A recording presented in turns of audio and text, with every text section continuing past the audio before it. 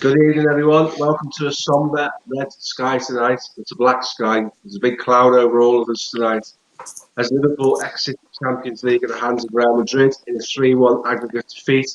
Following a decent performance at Liverpool at Anfield, we just couldn't put the ball in the back of the net. I'll come to the lads in a minute, but I think if the first goal goes in, the Salah chance early on, it's a completely different game. The longer that went on, the more desperate we became, and what you get with that is people trying to force things. So I'll come to you, Ian, first of all, mate. Obviously, we've been speaking before we went live. Thoughts on tonight's performance, please, pal? I thought it was probably a 7 out of 10. I thought we played well. Just thought we were criminally wasteful. Is the only way I can describe it. We had Gini's chance in the first half. We had Salah's 2 chances. My dad is like the most basic football person in the world, and he gets frustrated when players don't hit the target. So when you've got Gini booming it over the bar, and you've got Firmino booming over the bar in the second half, he gets very frustrated. I think the problem was as well as we played with a sense of with nervousness is the best way I can put it. Every pass for 20 minutes in the first half, after we'd had our first goal at the Real Madrid goal for the first 10-15 minutes, for 20 minutes we couldn't pass the ball. We just kept giving it back to them. And then we got a grip of the game again for about the last 10-15 minutes. That's what happens when you go and play away to Real Madrid and lose 3-1. You're going to be nervous. You're going to be tentative because you're up against it. Apart from our wastefulness today, we never lost it. We never lost the tie tonight. We lost it at Real Madrid. Yeah, I would agree. I think I've got to pick you up on one of the comments you made there about we started well and then we sort of went through a phase of giving the ball away for 15 minutes. It's not possible to dominate a game for 90 minutes. Yeah. And in doing that, you're kind of having a breather and getting your second wind. But I do agree with the things you said about it being lost in the first leg, because absolutely it was. Tactically, I think everyone who supports Liverpool and understands the game of football knows we got it wrong tactically away at Madrid, and it was a big ask tonight. And without the 2 lads playing in the back, which allowed us to play a high back line, it really played into Real Madrid's hands. And I thought they were quite clever. The positioning of Toni Kroos was really clever by Real Madrid because he basically sat in the hole in front of their back 4. And when Madrid went forward, he never budged.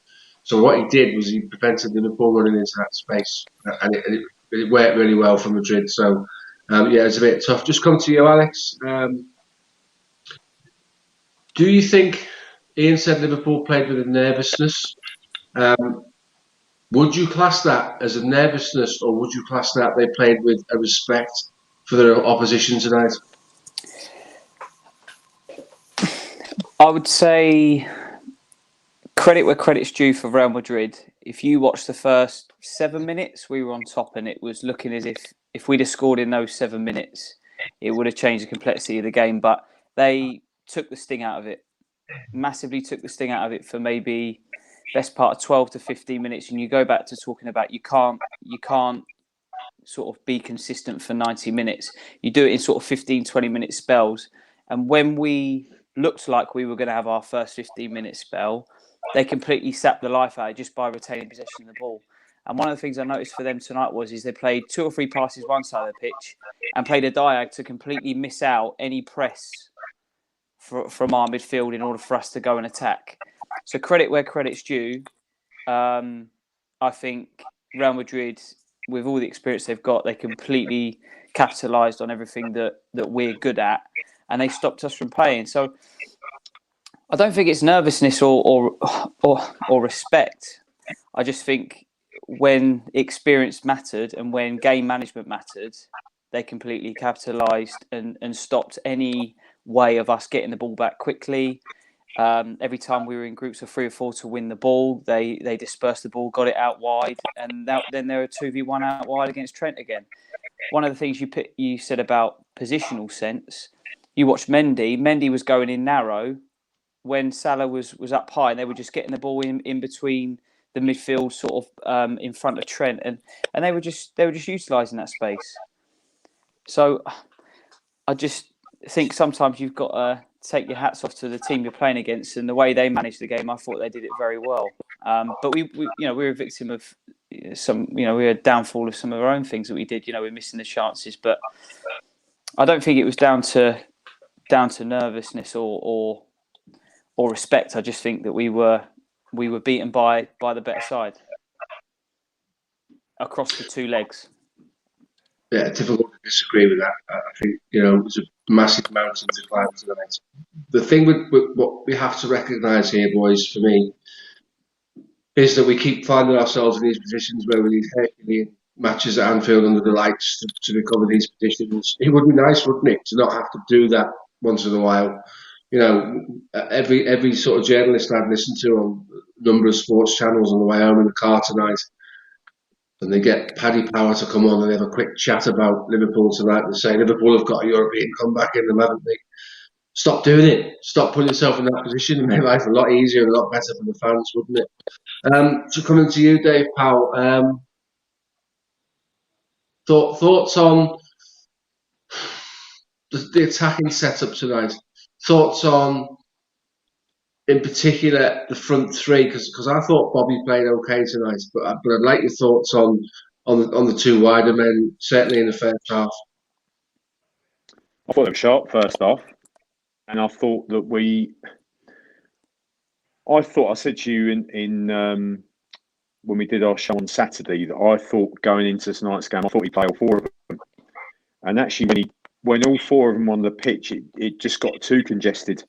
And it looked like they ran out of room and ran out of ideas. It looked to me, I wouldn't. I know London said earlier that he thought at half-time Jota should come on. I didn't necessarily agree with that at the time, and I sort of feel with hindsight and now how the night's panned out, I think I don't think he did himself too many favours really tonight, Jota. Although he's done brilliantly this season, but no qualms about that.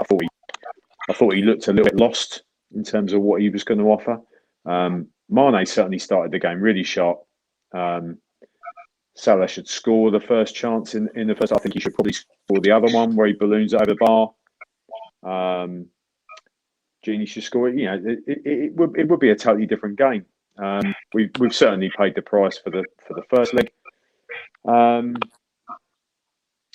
all in all, I thought Bobby was picking up some good spaces in the first half and dropping off into those spaces. And you said about Cruz, Steve, and the positions he took up, but he was coming this side, left-hand side, our left-hand side. So picking up those spaces that he could do. And I think I've watched games this season. I mean, we've lost a lot of games this season, haven't we? But I've seen games this season where we've played a lot worse than that tonight and won the game. That's my view. That's an old football adage, isn't it? Absolutely. You'll play worse than that and win. Coming back to you, Alex. The substitution when you got what you wanted and Jota came on the pitch. Personally speaking, I think removing Kabak unsettled the whole rhythm of the team. I think that contributes massively to why Dave alludes to the fact that Jota couldn't get in the game. He didn't do himself any favours. I just thought we just made ourselves top heavy and we unbalanced the side, and I don't think we were particularly fluid from that point on. What would you say about that?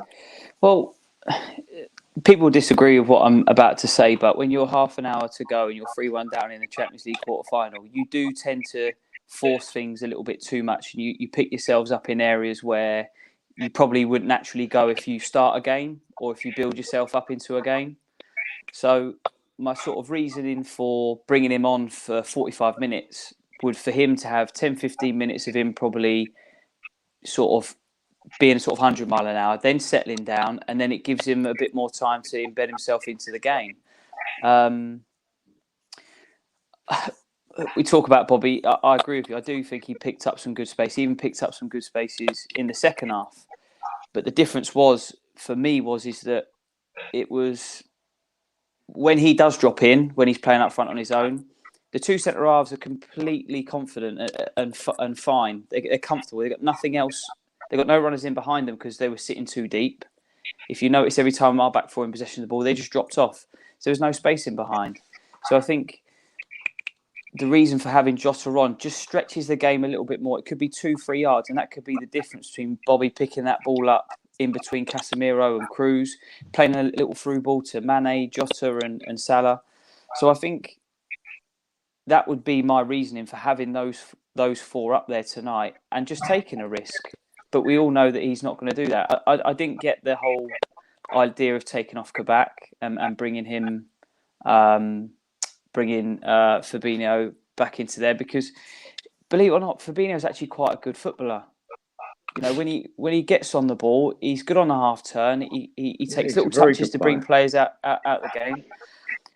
I personally would have taken off Gini. I know I say about I'll take off him.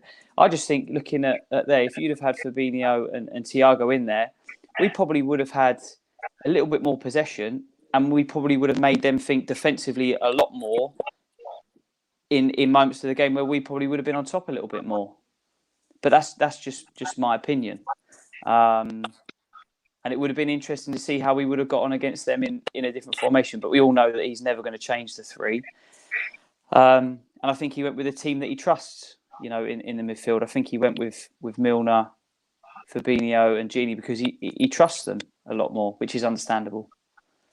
I thought quick question, Steve. Yeah, can I ask a quick question, just off the back of what Alex has just said there? And you might have had this one lined up anyway, mate. So sorry if I'm doing your job for you, but why bring Thiago on? Well, that's open to the floor. That. Yeah. Why bring Thiago on to execute the slide rule passes? When we went with the four up top, all that did for Real Madrid was signal for them to drop another 10 yards further back, pull Casemiro even closer to the back four. You look at what we were doing. We were playing triangles around a central defensive midfielder, a centre back, and a full back, and we were finding it difficult to create space. There were lots of little intricate passes, but they didn't hurt anybody. So you bring Thiago on because there's an idea that Thiago can see a slide rule pass in a space that no one else can see. I'm not convinced that I currently think that's the case. I think he's a very, very technically gifted footballer. He played a pass tonight, and his body shape and his body movements after the pass was all show pony for me. And I thought, why did he do that? Why did he play that ball that way? Why does he do that? And we know he likes to rip the ball. We know he likes to volley passes and cut across the ball and show his technical prowess. I don't think he hurt Real Madrid at all tonight when he came on. I thought, you know, he struggled to get into the game. I'm not a fan of 3-2-4-1 or 4-2-3-1, whatever way you want to do that. I think the way we play, I think you're quite right, Dave, when we play with four up front, we congest it. I don't understand the logic of going with the four when Real Madrid was sitting deep. The longer the game went on, they just sat there and said, well, come on then, break us down. And what we needed to do was to try and get around the side of them and pull balls back from the touchline, which we're not great at, to be fair. Both Robertson and Trent put balls in from David Beckham positions on the respective sides of their pitch. So we don't do what Manchester City do, which is impossible to defend against, which is get around the back of people and drill balls back across. Because if you don't knock them in, one of your own defenders might do it for you. So ask loads of questions of your opposition all of the time. So for me, it was a strange tactic. I would have preferred to have sacrificed one of the midfield, put Fabinho in the back three, and push the two fullbacks right up the pitch another 30 yards and said to them, you're not defending for the rest of this game. We've got a back three. I need you to try and get around the back of Real Madrid. That's the way I saw it. And that was my frustration watching the game tonight. Doesn't mean it's right. It's just what I saw. So that's my response to sort of your question there, mate. That's cool. Anyone else want to add on that? Can I just add, when that substitute was made, I know Dave said before that Mane started well. I thought he looked knackered from like the 50th minute, Mane. When that substitute was made, I don't think the problem was bringing Thiago on, because I think Thiago could have done what Milner was doing anyway. As well as Milner was playing, I think when he came on for Milner, that was fine. I think the problem was leaving Mane on, because Mane from the 50th minute onwards didn't do anything. In fact, he brought a lot of our attacks down when he was given the ball. So I would have brought Jota on for Mane, and I would have stayed with your top three, but it would have been Jota, Salah, and Firmino. Because I thought Firmino was fine tonight. But I know we snapped at a couple of chances, but I thought he was making space for us. I think he was making space in front. He was giving the centre-back something to think about, and he was opening a lot of space up for Gini. I thought Gini was as good as he was because Bobby did what he'd been doing 18 months ago, but without the cutting edge that he's had. I think going to the top four, I think we decided for Real Madrid how they were going to play. As soon as we went with the top four, they just sat back and they just made it easy for them then. And from then on, I don't think we've created much at all from them subs. I thought Firmino was the best of the front four that played tonight in any particular game. And you know what? The lad's been identified for criticism in recent weeks, and you know what? Rightly so, for lots of reasons. But I think tonight he turned up. He was unlucky, a couple of good saves by Courtois. It's a big goalkeeper, that, mate. I mean, you know, James Milner bends one to the top corner, and Courtois could have headed that over the bar. That's how big he is. He got to that with plenty to spare. Yeah, he's played well. Yeah, he showed the same kind of form. He showed the same kind of form as when he first came to this country, didn't he? Well, that's why Atletico Madrid had him, and then Chelsea bought him. You look like you want to say something, Alex. Yeah, no, just going back to the last sort of, I'd say, 15 minutes of that game. I think we probably all sat there and thought, well, we've seen this before, where we literally stay within the 18-yard lines and don't really aim to get the ball out wide. And like you said, Steve, earlier, deliveries in deep, they're going to win. They're going to eat that up all day long. They're going to win that all day long. You know, we never really score from areas like that. And it's a shame when you have people like Ox, you know, and Henderson. You know, if Ox is when he was at his best, sort of before he was injured at City, that would have been a great game for him, just to get forward runs, get in behind, help out the wide men, and we missed that. You know, there wasn't many occasions where, and we wouldn't expect it from Gini or Milner, I don't think now, for them to get beyond Firmino. And I think that those little things were missing tonight, and it is just a shame that we saw a lot of situations from the old where we just play narrow and we didn't really look a threat still. You know, we had all those chances and shots, but we never built off of a shot, if you see what I mean. We never had a shot and thought, right, we can sense a goal here. I never felt like that. I don't know about you guys, but I just never felt like we were going to score. So, something else there, can any of you guys tell me, did we win any headers from a corner? No, throughout the night. For the past 12 months, have we? Well, yeah, if they were, it was just a header down. We won one header. Phillips won one header. That was the only one towards the end of the game, and it just skewed off out wide somewhere. So I don't understand the necessity to drive balls into the box when we've got diminutive forwards who are not good in the air. I really don't understand that. The difference being when we play with everybody, and this is the point we were making with the two other lads from the podcast who haven't made it tonight, is that when you've got Van Dijk and Gomez playing and you push those two guys further, or Matip, any ball in behind gives them the recovery. They both get to that ball, by the way. Yeah. You can then push, you can then give, and I've said this, Ian, you've heard me say this 50 times, you can then give Robertson and Trent the ball in areas where they can use it to hurt people. And we're not doing that at the moment because the ball into the box has to go into the box at exactly the right time. And it's not. It's just being leathered in at the front man. And very often Andy Robertson isn't even beating the first man with his crosses. So to watch, it's become very, very frustrating. And that's the reason why I said before, take a midfielder off, put Fabinho in front of a back two that goes to a three when it breaks down, push those two guys right up the pitch. Because they've both got ability on the ball. You know, it's our system is broken. There's no two ways about it. We've got the most rigid system that you can have no variations from what it is. You can't have it. It doesn't work. It's like if you look at the inside of a clock. If you take out one cog and put something in there that doesn't quite fit, it doesn't work, does it? So you take out our back two, which are pivotal to quick transition. We saw the goal against Bayern Munich where Van Dijk hit a 60-yard ball to Mane and he put it away. Or the diagonal ball into Salah. Something you said a couple of months ago, Dave, we're not a long ball team. We hit long ball when it's the right time to play the long pass. That's a Bob Paisley adage. It's not a long ball, it's the right ball. And that's something we don't have anymore. That's gone. That's gone from the team completely. So what we're doing is what Van Dijk can do in one pass. We're going across the back line 6 times into midfield, comes back across the back line another 4 times. And by the time we're ready to play that ball into the front men, the opposition have picked them all up. And the options are very limited. And that's why Sadio's picking up the ball. And that's why he's trying to beat 3 players. And that's why he's losing the ball. And that's why his confidence has dropped. And that's why Twitter thinks he should be sold. That's my take on where we are right now. Yeah, I wouldn't disagree at all. I believe you'll get people sat here listening to this going, well, why is there not a plan B? You know, and why is there a plan B? Yes, because there's no plan A right now. No. So off when there isn't that plan A, like we would all agree that yes, our centre halves push us on 15 yards. We win the ball higher up. Therefore, where the positions where possibly Salah and Mane are winning the ball, that's where our fullbacks are. Therefore, they're free to give them the ball, and then they're 1v1 straight away.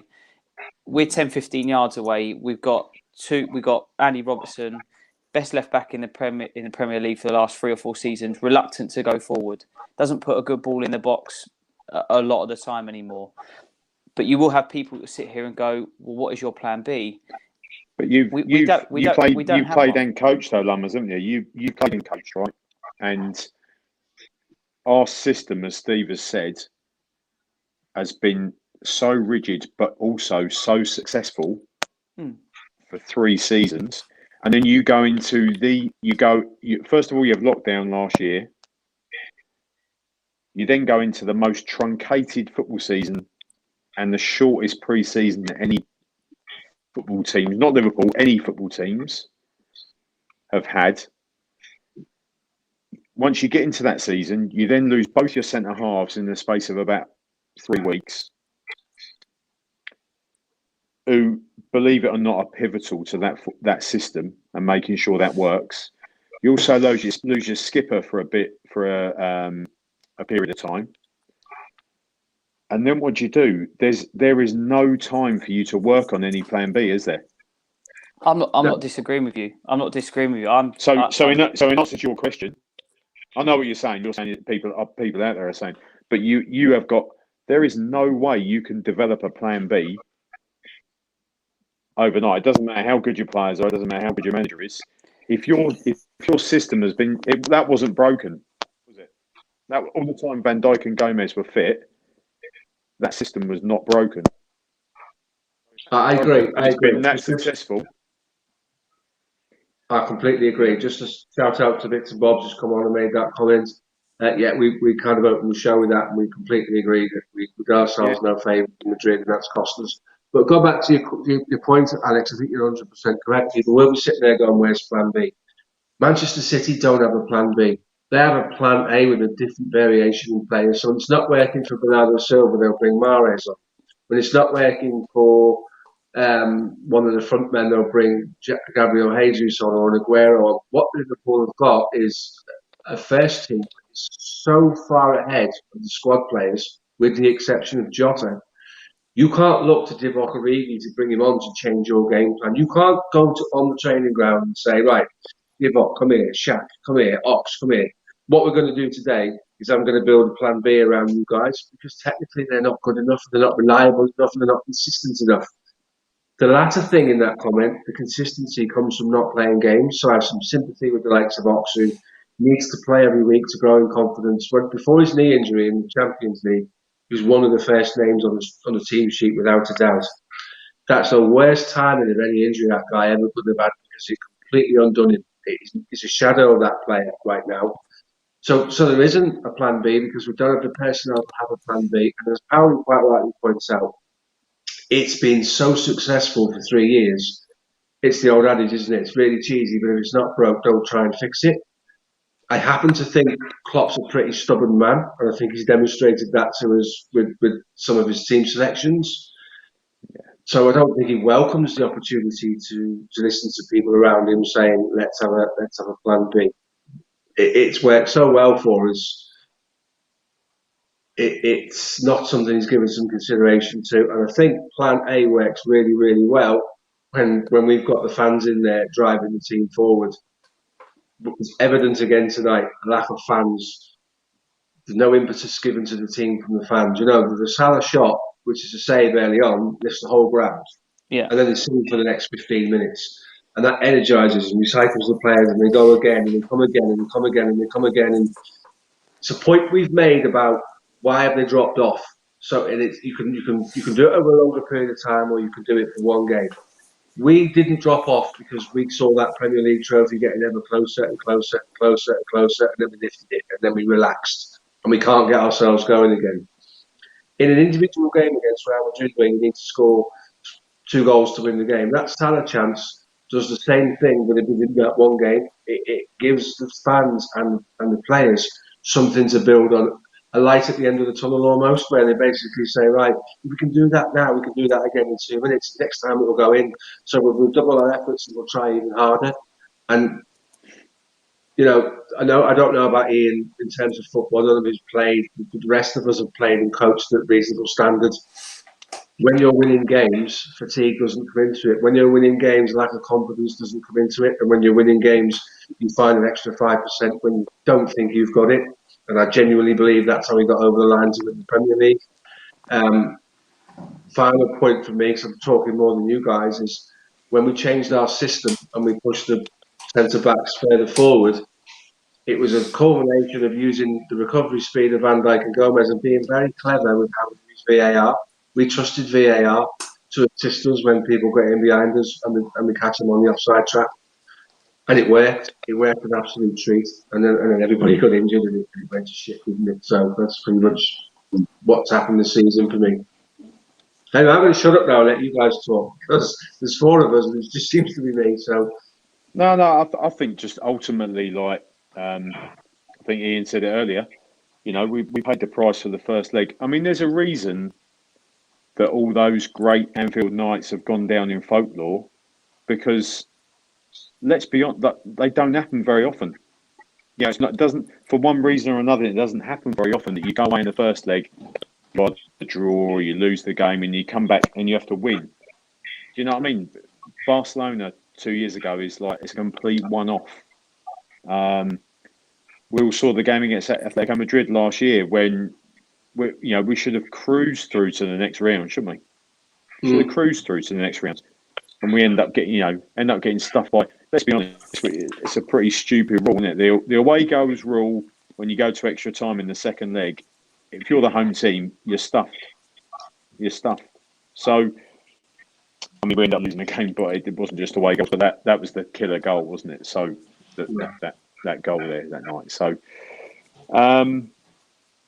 we can all recount nights when it's gone really well at Anfield second leg, but they don't really happen that often.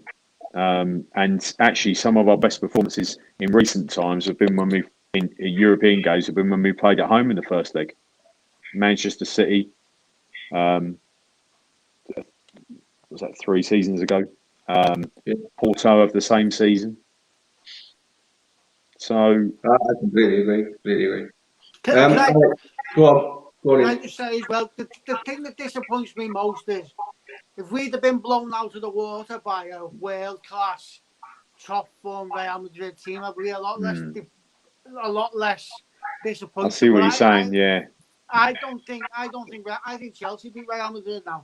I think we take our chances tonight and we don't fall apart like we did in the first leg. We win tonight. That's not a great Real Madrid team. They won't win the Champions League. I think Chelsea might beat them, but I think PSG will go on and win the competition anyway. And that's what disappoints me more. We've beaten much better teams and played not as good as we played tonight. Yeah. What I'd say to that, Ian, is when you watch your own team, and again, the 2 guys you've coached, when you watch your team play, you watch completely differently to how you watch an opposition play that team. I think Real Madrid are not getting the credit they deserve. They were very tactically very astute in both games against us. The point that Alex made about the switch, the constant switch, to never give us the ball when they had it. There were times tonight when they put 40 passes together because it was just very, very clever. They've got enough ability about them, enough savvy about them to quite easily dispatch Chelsea. Chelsea are not much better than us. When they beat us at Anfield, we were at rock bottom. That's as bad as it got for us this season. I don't think Chelsea are that much better than Liverpool. I thought Liverpool played well tonight, just didn't get the result. Real Madrid are tactically far cleverer than Chelsea will ever be. You can't play the amount of games that Modric and Cruz and Casemiro and Ramos will be back, and Varane will be back. You've got to bear in mind that's the spine of their side. Between them all have played probably 3,500 games for Real Madrid. You can't do that without, because Ramos has played 700 games by himself. You can't do that and not acquire the skills to go and win 3 Champions Leagues in a row and go to Chelsea and not show up. I think because we watch our team and we're hypercritical, we don't watch the game the same way we watch it. Let's say if Manchester United were playing Real Madrid, because you're invested more in what your team's doing rather than the games in an entire picture. I do agree with being up to a point now. I think the other semi-final should be the final, shouldn't it? Yeah, well, Bayern PSG should have been the final. What 2 legs they were, weren't they? They were amazing. Alex, just coming to you, buddy. Does tonight again raise the question: do we need to evolve and change the way we play?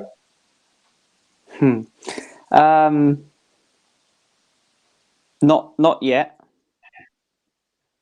The reason why I say it is because you mentioned about the fans coming back next season.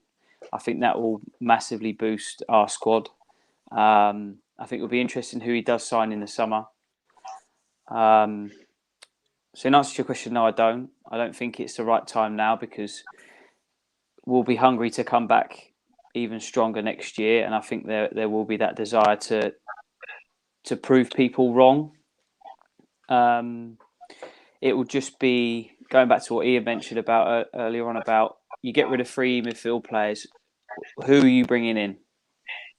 Are these players with potential where they have the potential to do what we're doing at the moment, but have potential to develop and improve a different game, a different style, if need be. Now that would have to come under a different manager, because, like you said, Jurgen Klopp's not going to change to a tiki-taka passing out from the back, get the ball out wide, 3v1s, 2v1s out wide, gets the ball. Like you said about City, it is going to be 100 mile an hour, energetic football.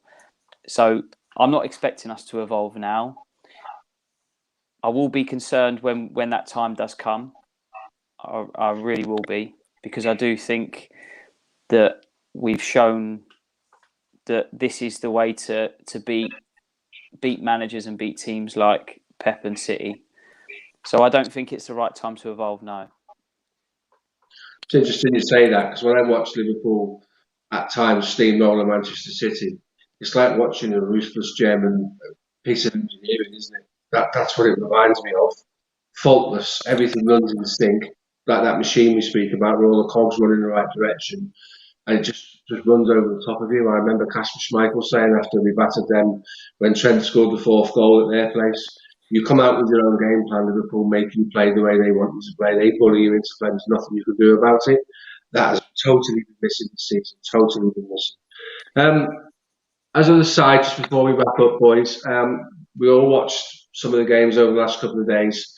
I was interested to watch David Alaba play for Bayern Munich last night because he's requested when he moves on next season to not play as part of a defensive unit. He wants to play in the same role that he does for his international team, which is basically a defensive midfielder, with a little bit of a license to get forward because he only threw shots last night, didn't he? Dave Powell, 100 grand a week, 3-year deal. Is that somebody Liverpool should be looking at? Because for me, if Ronaldo leaves, it's almost like for life. Yeah, I was quite surprised to see him playing there last night, because the majority of the time you've seen him play for Bayern, he's played left back or centre back, hasn't he? So yeah, I was quite surprised to see him. he's a top player, isn't he? Top player. Yeah, you should be interested. He's a top player.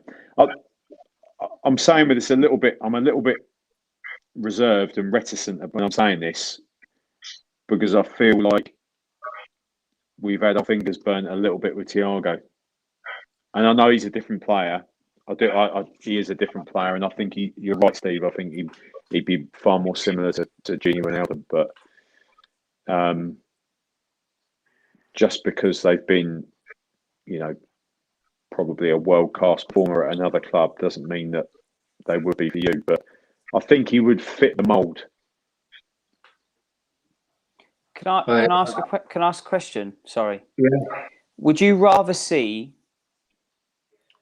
a player come in who has noticeable potential now and develop a really good career with Liverpool Football Club, or would you rather see someone who's built a good career come into Liverpool Football Club?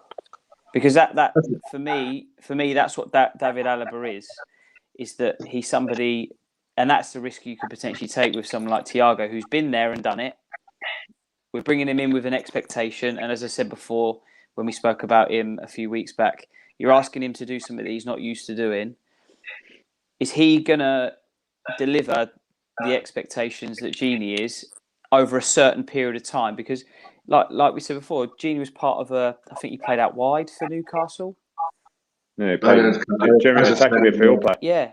Yeah, played out wide. Yeah, but he's had to change his game, and he developed and progressed into an outstanding footballer. I would rather see 2 or 3 of them come through.